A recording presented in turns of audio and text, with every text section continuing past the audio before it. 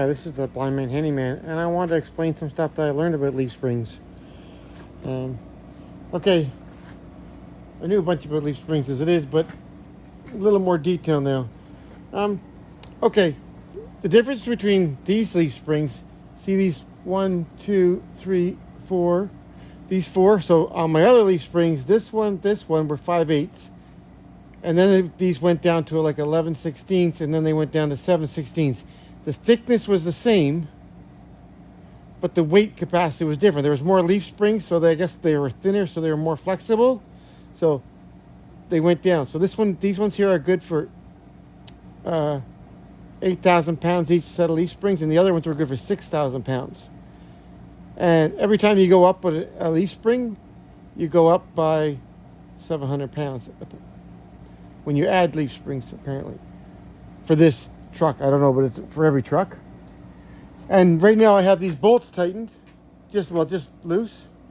But you don't tighten up these bolts until I have the box on and the weight on these leaf springs, because these leaf springs, they flex on these rubbers.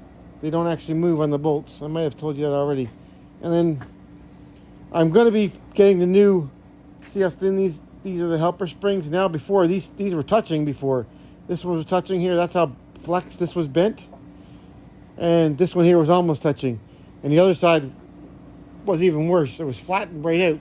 The leaf springs were flattened. There might have been a little bit of space, but not this much. So the other side was flattened.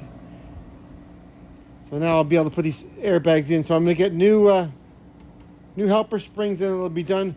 Because if my airbag line breaks or something, I don't have to worry about the airbag. Well, the airbag's not there. So I'm putting the airbag on.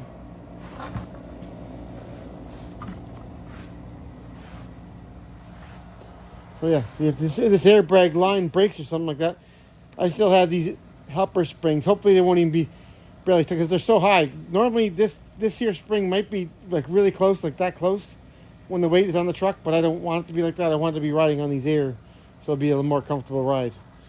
So I just want to say thanks a lot for watching and viewing, and I appreciate any help that people give me and stuff like that, and comments. I really like that as well. And you guys have a lovely day, and hope you have a new year. Take care. Bye-bye.